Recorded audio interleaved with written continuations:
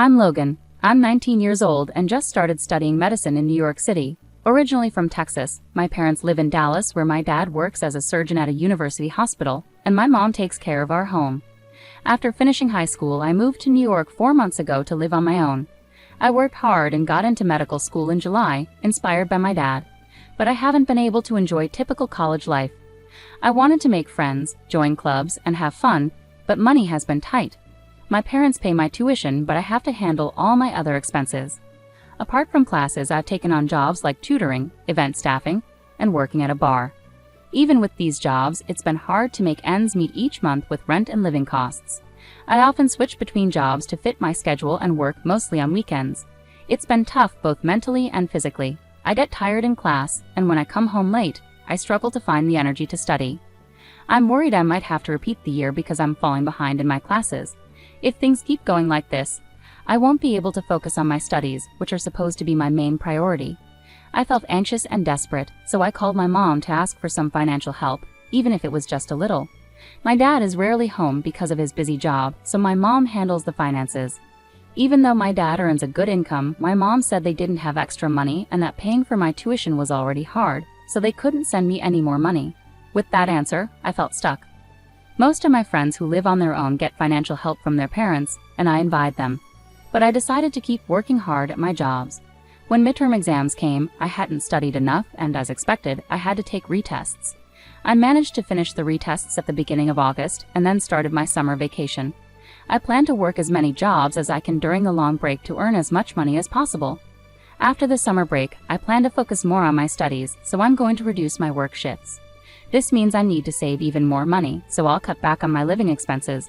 For meals, I'll save by eating instant noodles, bread, and discounted pre-packaged meals.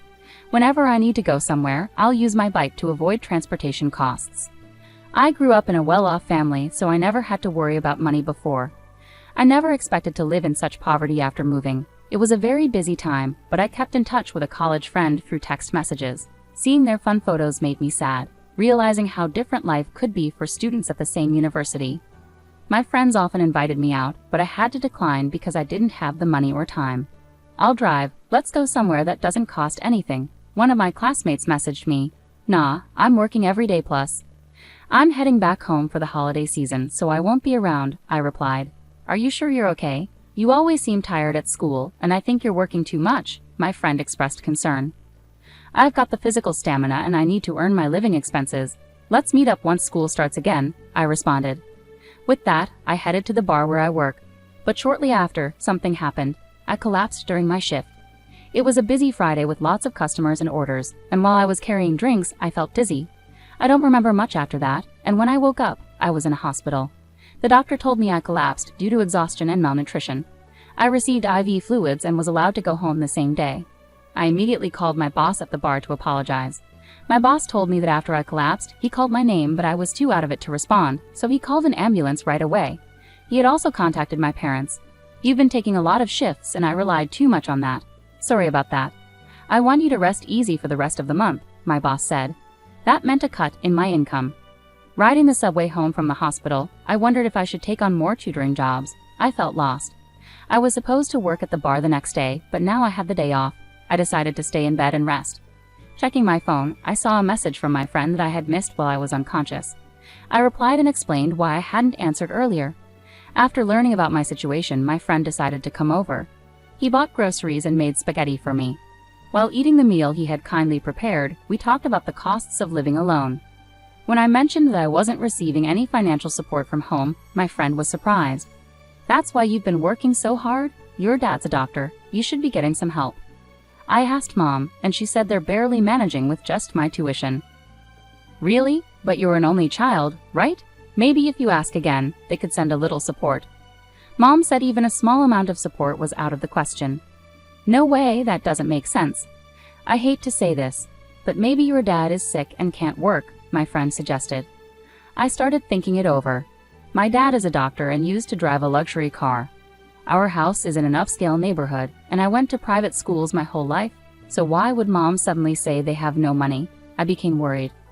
I immediately messaged my mom, "Are you both okay?" She replied after a while, "We're fine," but I couldn't relax. I thought maybe they were just saying that to keep me from worrying. Since I had planned to go home for the holidays, I decided I would talk to my parents about this in person. After thanking my friend, he said, "I'll be waiting for some souvenirs." I felt grateful to have such a friend. The holiday season came, and I took the cheapest flight I could find back home. I could only stay for one night and a day because of my job, but I was looking forward to it. When I arrived, my parents greeted me at the door. My dad seemed surprised when he saw me. "You've lost a lot of weight, really," he remarked. I hadn't noticed myself, but apparently I looked quite different. My mom was also taken aback and fell silent. For lunch, my mom had prepared salad, soup, and chicken wings. For the first time in a long while, the three of us sat down to eat together. As soon as we sat down, my dad looked worried and asked, "You look thinner. Are you eating properly?" I told him the truth. "Not really. It's been a while since I had such a luxurious meal." "What do you usually eat?" my dad inquired. "Instant noodles, bread, and sometimes discounted pre-packed meals." "What about the cafeteria food?" he asked. "The cafeteria is too expensive for me." "Is it that expensive?" he questioned. "It's about $5 or so," I replied. Hearing that, my dad looked puzzled. "Is the money I've been sending enough for you?" I was confused and responded, "Huh? I haven't been getting any money." My dad was shocked. "What do you mean? So you haven't received any money for the past 4 months?" "I haven't received any. Have you really been sending money?" "I had asked your mom to transfer $2,000 every month into your account." "Really?" I was surprised. "Mom told me that your finances were tight and that she couldn't afford to send any money." Dad looked confused. "We have enough money. What's happening?" Dad immediately asked Mom, "Paisley, have you been sending money to Logan like you're supposed to?" Mom looked down without saying anything. I started to worry. Maybe Dad got sick and couldn't work, so that's why I wasn't getting any money. "No, I've been working as usual," Dad said. "That's good to hear," I said, feeling a bit better. "But then why didn't I get any money?" I was so confused. "Paisley, what's going on?" Dad asked again. Mom still stayed silent and wouldn't look at us. "Please, don't stay quiet. Can you explain?" Dad asked again. Finally, Mom said softly, "I haven't sent any money." "What? You haven't sent any money to Logan?" she admitted. Both Dad and I were shocked. "What? Why not?" Dad asked, surprised. "There are just too many things we need to pay for," Mom started explaining. "Isn't our home loan already paid off?" Realizing she couldn't hide it any longer, Mom revealed, "I've been keeping the money for myself." I was shocked. I read online that medical students can earn more than regular students by tutoring, so I thought you'd manage. I asked for some money, even a little, but I didn't realize you were struggling that much, Mom continued calmly. "There was a call from Logan's work recently, saying you collapsed from overwork," Dad interjected. "And I noticed today how much weight you've lost." "What? Logan collapsed? What happened?" It seemed my dad hadn't heard about this before. I explained, "Yeah, but it wasn't serious." "Paisley, why didn't you tell me?" "I'm sorry, I was scared you'd find out I wasn't sending the money," my mom replied, and my dad was furious to hear this. "This is unbelievable. Logan had to work until he collapsed because he didn't have any money." "I didn't mean any harm," my mom said, showing no signs of guilt. "What have you been using all the money for?" my dad asked my mom directly. After a short pause, she spoke up. "Actually, I've accumulated some debts." "What?" It was shocking to hear that from her, who always seemed to manage our household finances so well, even tending to the garden flowers. The money went towards paying off my debts. "Debts? How much do you owe?"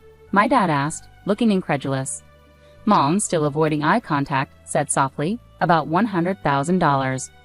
$100,000? I couldn't believe it. My dad sighed heavily. "How did you accumulate so much debt?" "I got involved in gambling," she admitted. "I ended up with gambling debts without your knowledge." "Why would you even start something like that?" my dad asked, clearly dismayed, holding his head in his hands. "About 2 years ago, I started gambling just to pass the time. I won some money, and it felt good initially. I only used small amounts, but going to the casino became a habit, and I started betting more and more. I couldn't stop, and that's how it all added up to that amount." I had never gambled, so I couldn't understand why she couldn't stop. "Yes, I kept trying to win back what I lost, but I ended up losing more than winning. I even used some of our savings."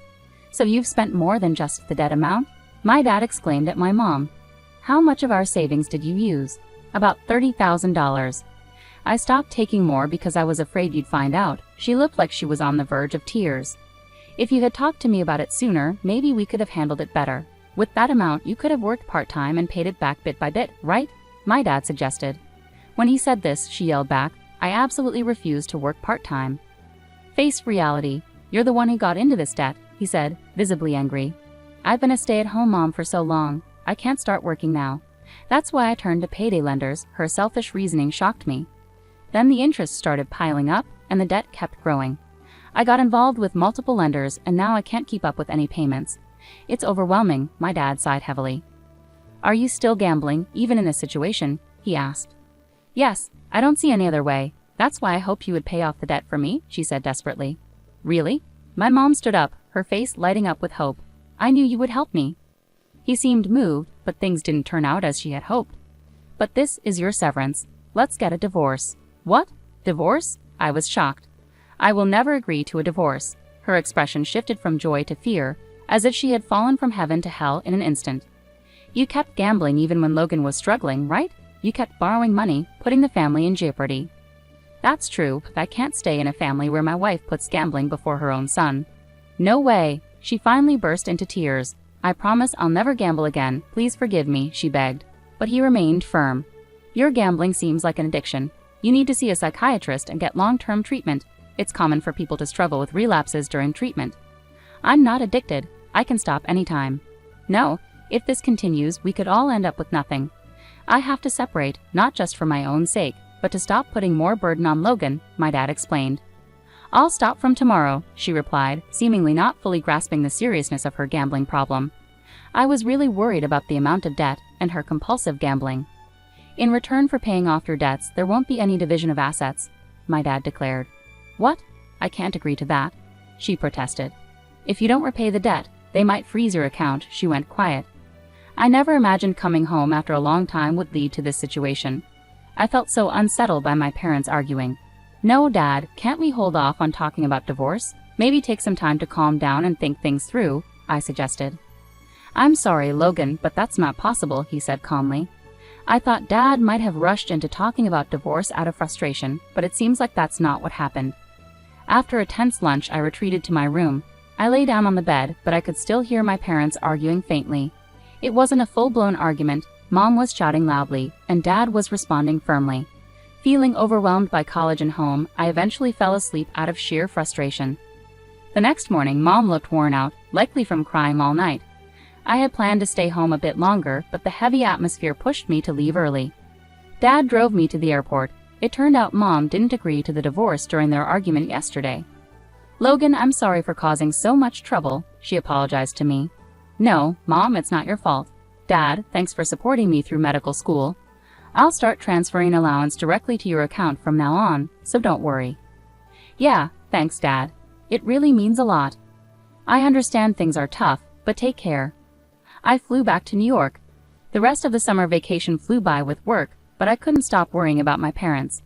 A few months later, I learned that my mom finally agreed to the divorce. My dad's determination wore down her resistance. As they agreed, Dad took on her debts, and they didn't divide their assets in the divorce. I have mixed feelings about my parents splitting up, but it's not all bad. With the allowance Dad gives me, I've been able to reduce my workload and focus more on my studies. I've even had time to hang out with friends. My mom's side of the family told me that despite the divorce caused by her gambling, she returned to the slot machines every day and quickly accumulated more debt. Her family couldn't bail her out, so she reluctantly started working part-time. She's currently in therapy